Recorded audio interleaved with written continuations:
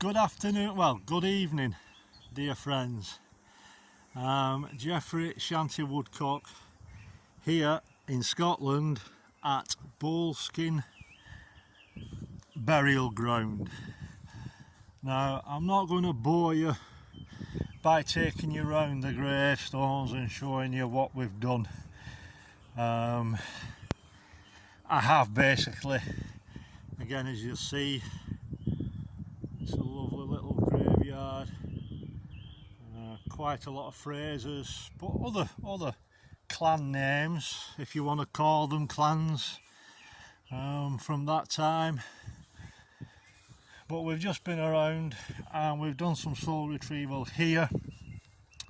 Again, I invite any children who have been trapped for whatever reason, and that will be unpleasant, as I'll go into shortly, because over the road about 100 metres away is an infamous house called Boleskine House, a house that Aleister Crowley lived in the late 1800s to about 1913.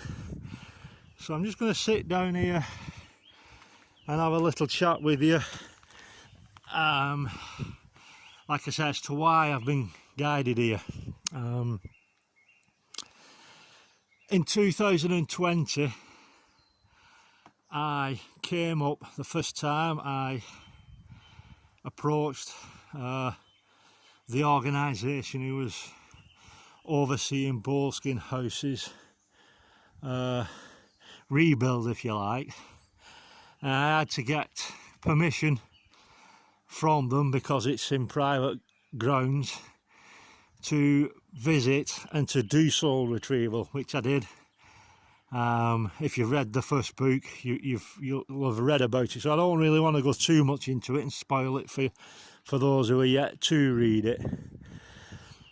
But Aleister Crowley was deemed in his time to be the most evil man in the world. He was a cultist, but I have done a bit of work on Aleister Crowley, and he was a pure soul. He was a pure soul. Now, this is my belief, and he was turned by those in the shadows, if you want to call them that, or if you've got your own title that you'd like to give them, that's okay. How I came across this, I've just been in Cornwall for 2 weeks, and I visited the Witchcraft Museum in Boscastle, and on my walk round there's a section for Aleister Crowley.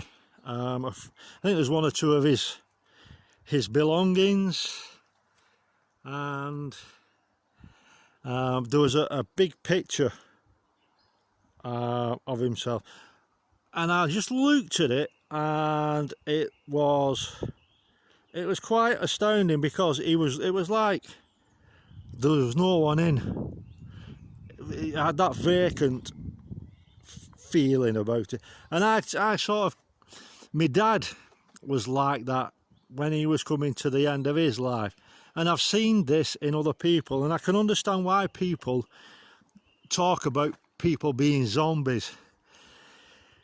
But Crowley, in this photograph, he was so vacant, it was like he wasn't there, and I have come to understand, again, it's my belief, that Aleister Crowley was very much,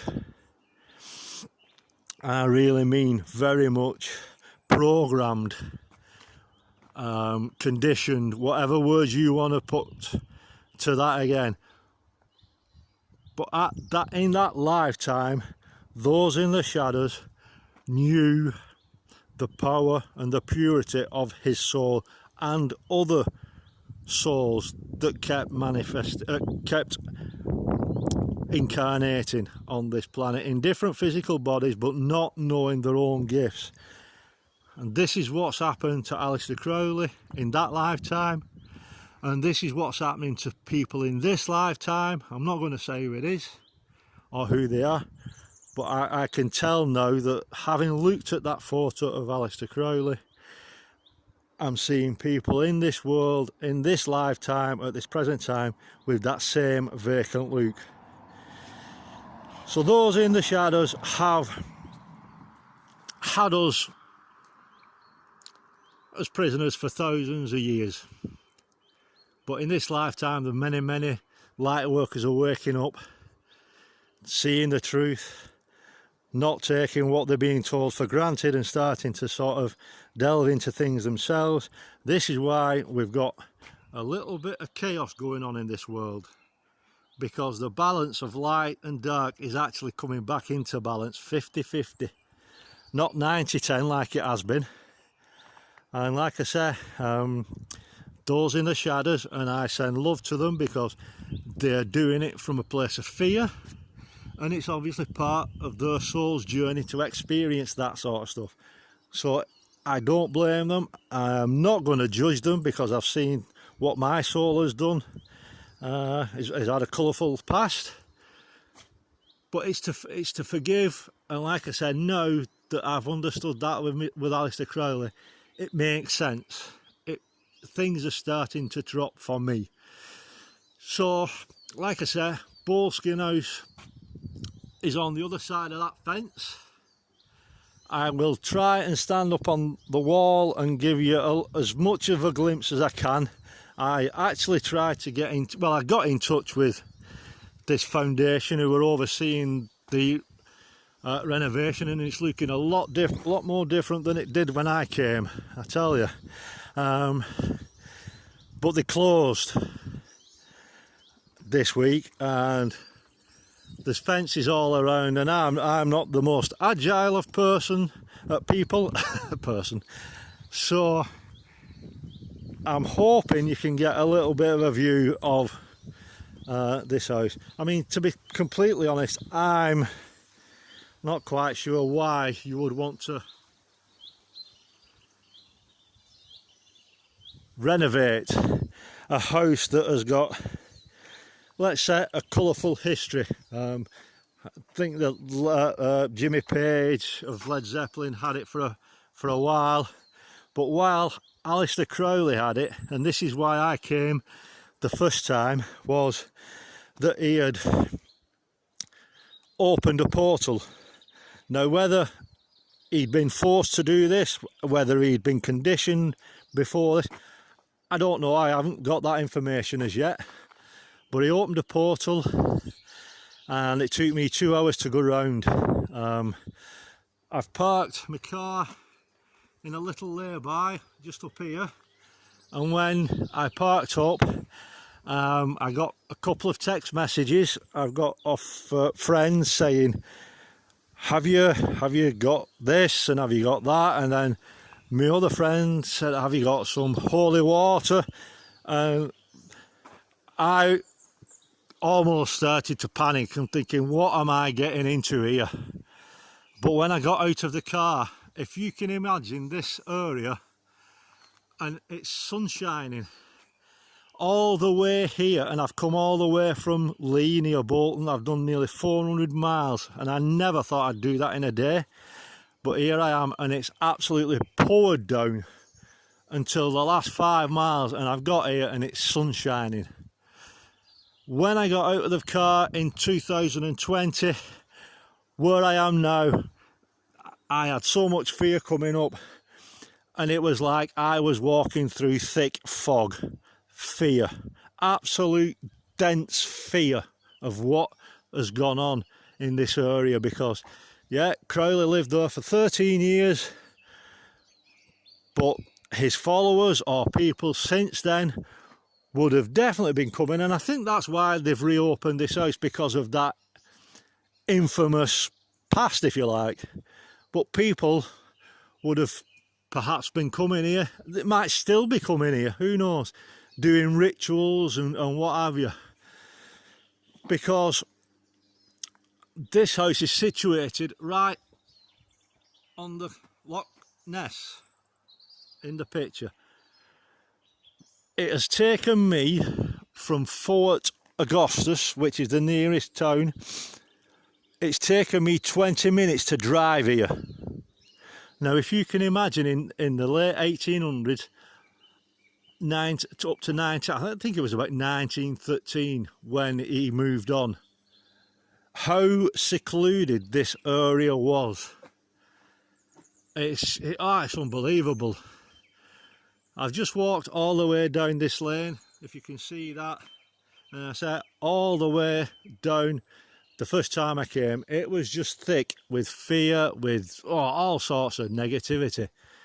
Today the sun's out and it feels so light, and I do feel this is one reason why I've been guided to drive 9 hours.